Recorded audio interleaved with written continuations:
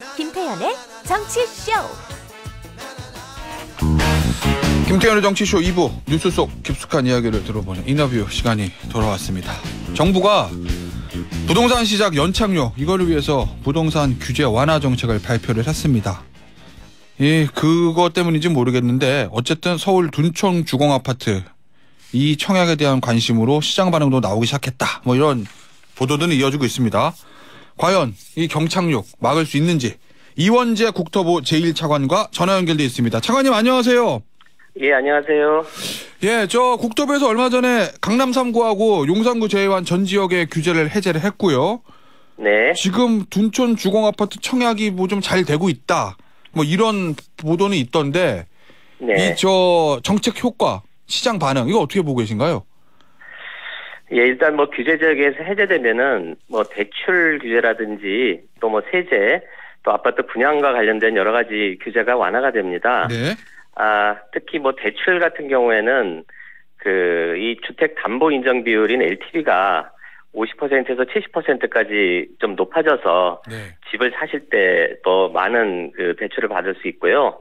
또 이번에 중도금 대출에 대한 규제도 정도 10여 원까지 해서 이게 또 폐지가 돼서 아마 더 많은 대출 혜택을 받을 수 있을 겁니다. 네. 그래서 아마 둔촌주공 같은 경우에도 뭐 여러 가지 관심이 높아지는 것으로 이렇게 알고 있습니다. 사실은 이 둔촌주공 아파트가 이 재개발 과정에서도 여러 가지 좀 이슈들도 있었고요. 건설사와 조합 간의 문제 그리고 네. 굉장히 좀 청약에 인기가 많을 거다라고 했는데 처음에는 인기가 그렇게 많지는 않았거든요. 그래서 네. 정부가 이번에 대출 규제를 비롯한 규제 해제한 게 요 둔촌 주공 아파트 때문이다. 이런 분석도 있던데 맞습니까? 그렇지는 않고요. 네. 현재 아시는 것처럼 주택 시장이 거래가 굉장히 침체가 돼 있고 그리고 또 그러다 보니까 미분양도 늘어나고 네. 또 여러 가지 상당히 좀 어려운 상황이 있습니다. 그래서 예전에 시장 과열기에 지정되었던 예. 이런 규제 지역들을 좀 해제를 해서 예. 주택 실수요자들이 뭐 과도한 그런 규제받던 상황에서 벗어나서 좀 자율적으로 청약도 하고 네. 또 이런 것들을 위해서 이번에 규제 완화를 하게 된 것입니다. 네. 만약에요, 차관님. 이게 네. 상황이 예를 들어서 조금 더 부동산 시장이 풀릴 기미가 보이지 않으면 이번에 제외됐던 강남 3구하고 용산구 여기도 규제 해제를 할 가능성도 있습니까? 이번에 규제 지역을 대폭 해제를 했고요. 예. 또 그 외에도 저희가 뭐 분양가 상한제 적용 지역도 축소하고 네. 또 실거주 의무 폐지라든지 또 전매 기간 단축 뭐 이런 것들을 통해서 이 남아있는 규제를 많이 걷어냈습니다. 네. 그래서 그동안 과도한 규제에 따라서 또 왜곡된 시장이 앞으로 정상화되면서 네. 뭐 주택 수요나 공급이나 또 거래 등에 이제 긍정적 영향을 줄 것으로 저희는 보고 있고요. 예. 다만 이제 정책에도 시차가 있고 예. 또 이 시장이 뭐 금리 등 여러 가지 요인들에 따라서 영향을 받고 있기 때문에 예. 저희는 이번에 발표한 정책 후속 조치를 신속하게 하고 그리고 이제 시장 상황을 좀 면밀히 보면서 예. 시장이 연착륙할 수 있도록 이렇게 관리할 예정이고요. 예. 그래서 뭐 현재로서 추가적인 규제 완화에 대해서 말씀드릴 단계는 아닌 것 같습니다. 예, 알겠습니다. 방금 전에 금리 말씀해 주셨는데 사실은 네. 문재인 전 정부 때 있었던 부동산 규제가 좀 수요 억제를 하는 규제다라는 평가들이 있었고 아마 예. 이번에 국토부에서 규제를 푼 거는 그래도 좀 수요자들의 이 수요를 규제하는 거를 좀 풀어서 이 네. 집 살 사람들이 좀 집 좀 살 수 있게 해주겠다 뭐 이거잖아요. 예, 근데 그렇습니다. 금리가 이렇게 오른 상황에서 예. 대출 규제 풀어준다고 해가지고 실제로 실수요자들이 집 살 수 있을까? 뭐 이런 좀 걱정도 들어서요. 예. 그렇습니다. 현재 뭐 금리 수준이 상당히 높은 상황이고 예. 그렇기 때문에 이제 규제 완화를 한다고 해서 당장 뭐 구입이 늘어나거나 하지는 않을 수도 있습니다. 예. 그렇지만은 그동안에 수요를 인위적으로 이렇게 억누르고 여러 가지 과도한 부담과 불편을 줬던 이 규제가 사라지게 되면 예. 결국은 실수요자가 혜택을 보고 또 앞으로 시장 상황에 따라서 거래가 형성될 수 있는 그런 기반이 만들어질 것이 아닌가 이렇게 좀 보고 있고요. 예. 그리고 이렇게 시장이 좀 연착륙이 되면 그동안에 이제 거래 아주 그 절벽 수준에서 실수요자의 그 주거 이동이 어려웠는데 예. 이런 부분들 좀 나아지고요. 또 깡통 전세나 역전세 문제들도 있는데 예. 이런 부분들도 좀 해소가 완화가 되지 않을까 이렇게 좀 보고 있습니다. 어제 원희룡 장관께서 기자간담회에서 이런 말씀을 하셨다고 좀 보도가 됐더라고요. 규제 완화했다고 당장 집 사라거나 빚내라는 것은 아니다라고 말씀하셨다는데 아무래도 뭐 고금리 상황을 좀 감안해서 하신 말씀 아닌가 싶기도 하고 이 장관의 이 발언의 정확한 의미는 뭐라고 해석하고 계십니까? 일단은 뭐 저희가 이번에 규제 완화를 하는 것은 그동안에 어떤 왜곡된 그런 그 규제 제도를 정상화해가지고 주택의 시장 그 기반을 만든다는 데 그 취지가 있다. 이렇게 말씀드릴 수가 있고요. 그리고 이제 이거를 통해 가지고 그 우리 집을 사시는 분들이 좀 이렇게 예측 가능하고 또 그리고 또 이 집을 장만한 이후에도 이 징벌적인 이런 과세에서 좀 뭐 해방돼서 좀 이렇게 편하게 사실 수 있는 이런 환경을 만들어 드린다. 뭐 이런 취지로 말씀드릴 수 있겠습니다. 일단 그 수요자들의 좀 어떤 억누르던 구매 심리를 좀 풀어주는 뭐 이런 효과 말씀하시는 건가요, 혹시? 예, 그렇습니다. 알겠습니다.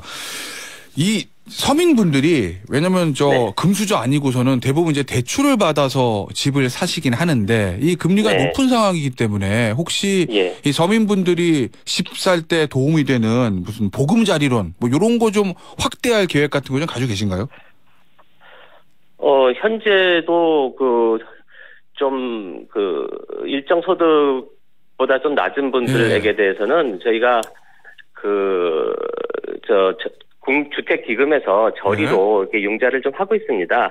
시중금리는 높지만 현재 저희 정책금리는 그보다 훨씬 낮게 유지를 해서 지금 제공해드리고 있고요. 앞으로 이런 것들도 좀 더 확대해 나갈 계획입니다. 네, 알겠습니다. 앞서 뭐 저희가 그 둔촌주공 아파트 얘기도 잠시 했었는데 뭐 둔촌주공이야 지금 청약에 다시 뭐 훈풍이 분다니까 좀 다행이긴 한데 이 건설사가 PF들이 많잖아요, 차관님. 근데 미분양돼가지고 건설사 무너지면 금융사 무너지고 완전히 경제가 망가지니까 지금 뭐 국토부에서 PF 대출 요거 보증 공급을 확대한다.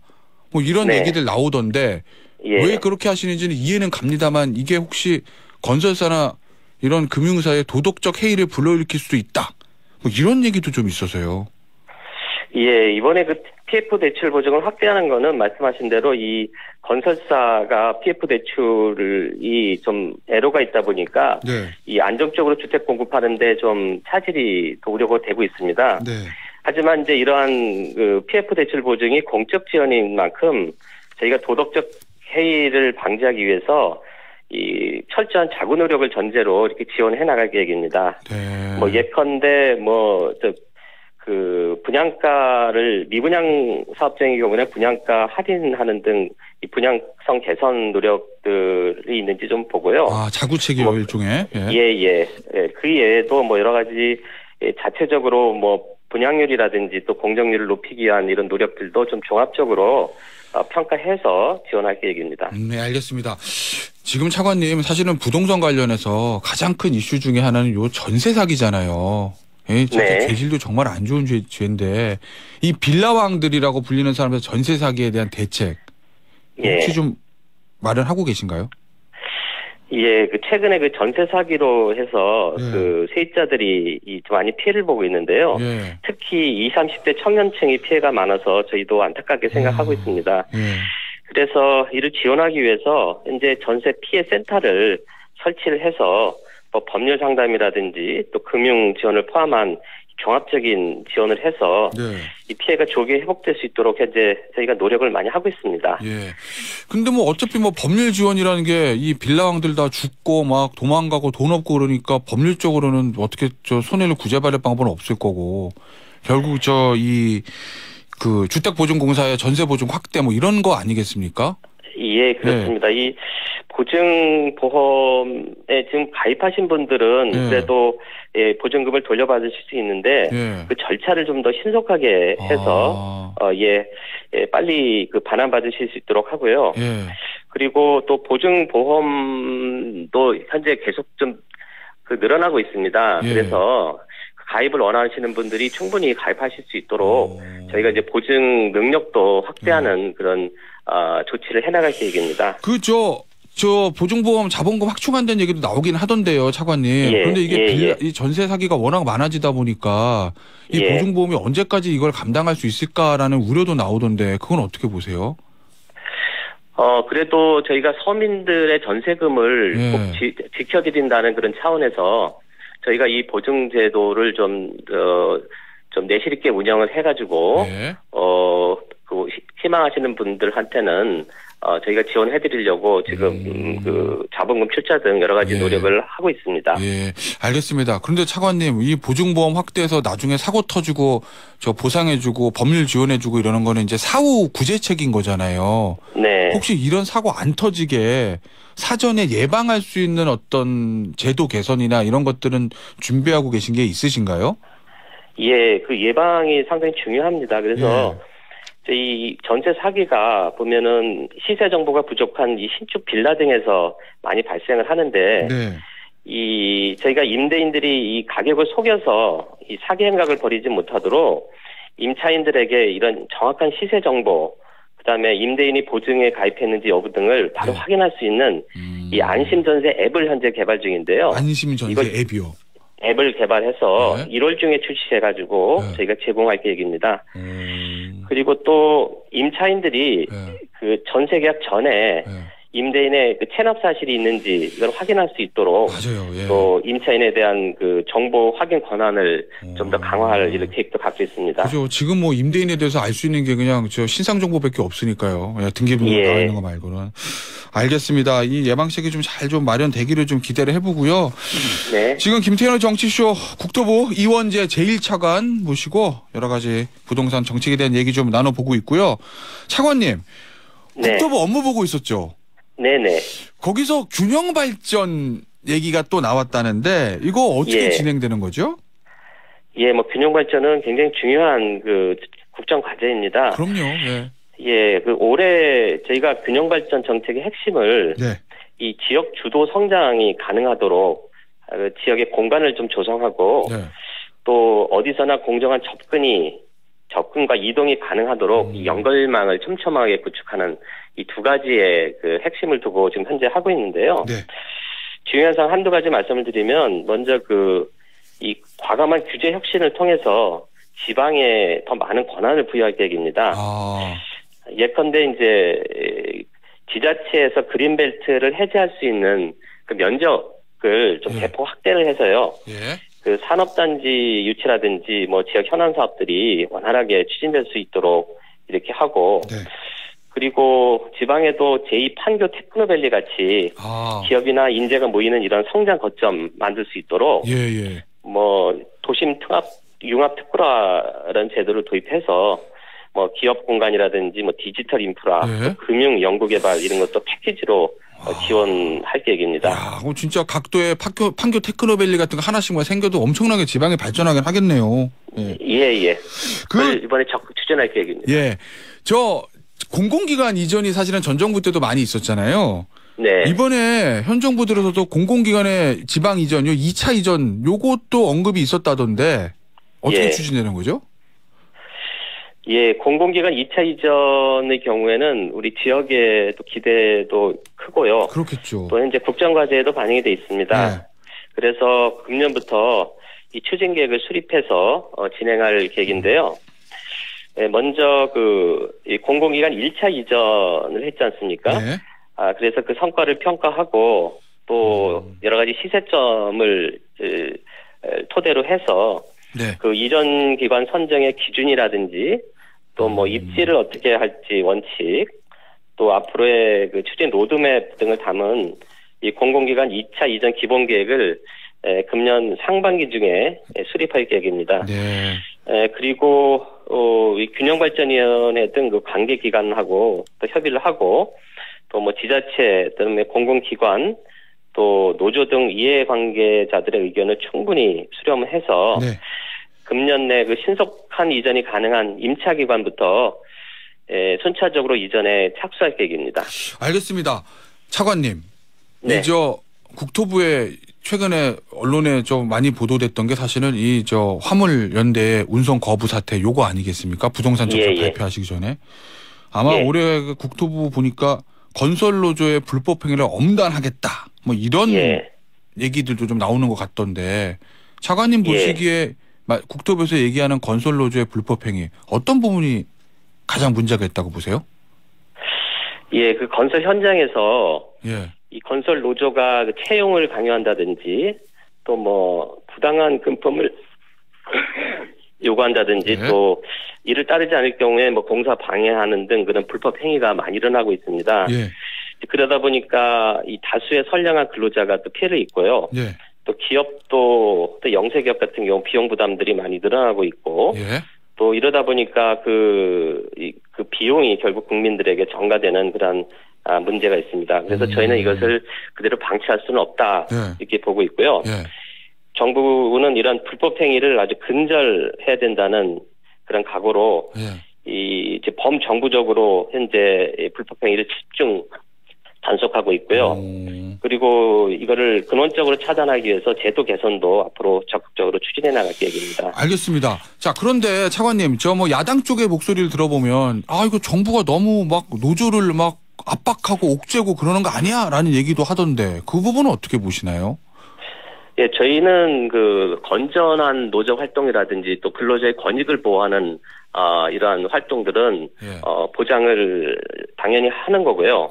다만 지금 저희가 문제 삼는 부분들은 뭐 채용을 강요한다든지 또 그 규정에도 없는 그러한 부당하게 금품을 요구한다든지 뭐 이런 부분들 불법적으로 일어나는 행위에 대해서 이런 부분들에 대해서는 저희가 엄정하게 대처하겠다 하는 그런 내용입니다.